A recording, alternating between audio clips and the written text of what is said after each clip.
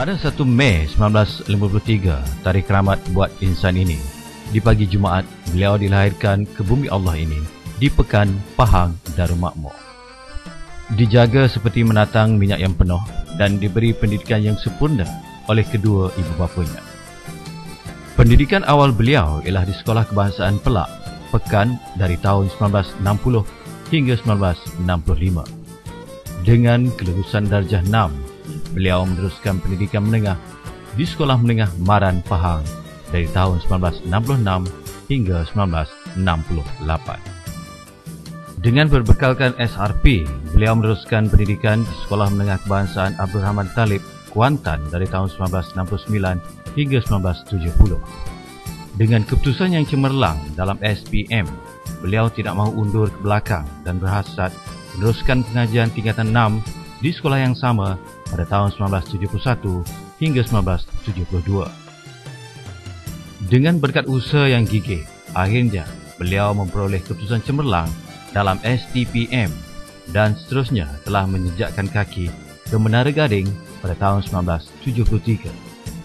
Dalam tempoh 4 tahun pengajian, akhirnya beliau telah dianugerahkan segulung ijazah sarjana muda dalam bidang sastra kepujian serta diploma pendidikan Universiti Melaya pada tahun 1976. Selepas itu, bermulalah karier beliau sebagai pendidik yang disegani. Perkhidmatan pertama beliau sebagai guru penolong di Sekolah Menengah Kebangsaan Maran, Pahang bermula tahun 1977.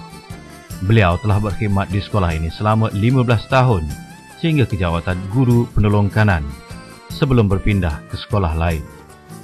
Dengan kepercayaan dan kewibawaan yang tinggi, akhirnya beliau telah dilantik sebagai pengetua bermula pada tahun 1992.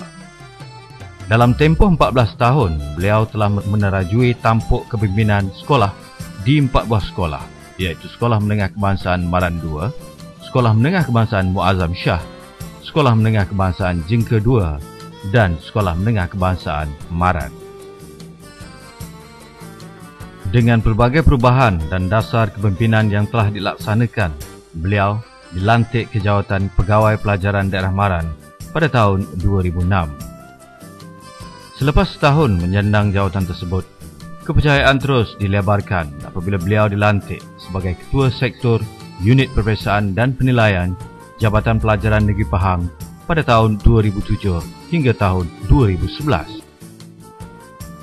Jika dinilai sumbangan beliau dalam bidang pendidikan, sangatlah wajar beliau dianugerahi pelbagai anugerah dan pingat atas kepimpinan beliau. Antaranya, beliau telah dianugerahkan pingat Ahli Ahmad Shah AAP pada tahun 2005, Anugerah Perkhidmatan Cemerlang pada tahun 2007 dan Anugerah Perkhidmatan Cemerlang Kementerian Pelajaran Malaysia pada tahun 2010. Semua anugerah dan pingat ini pasti tidak diperoleh jika hanya berkhidmat untuk diri sendiri.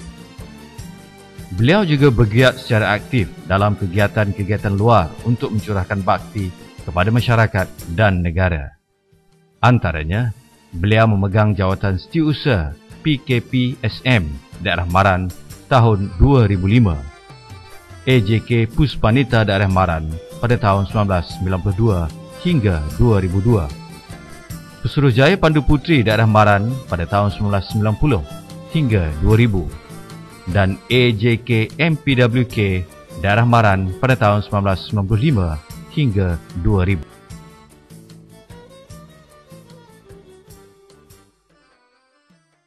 Maka dengan ini diumumkan penerima anugerah Tokoh Guru Daerah Maran tahun 2012, Puan Hajah Maimunah binti Taib.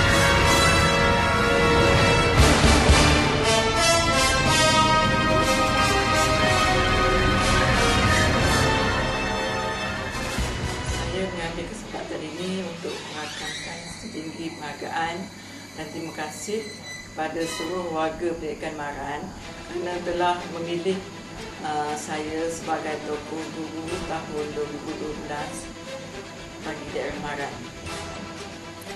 Saya mengucapkan syabas, terima kasih lagi sekali kepada semua warga pendidikan kerana mempunyai satu komitmen yang begitu tinggi dalam melaksanakan tugas-tugas yang diamanahkan kepada mereka yang membawa kepada kejayaan yang sangat kita banggakan.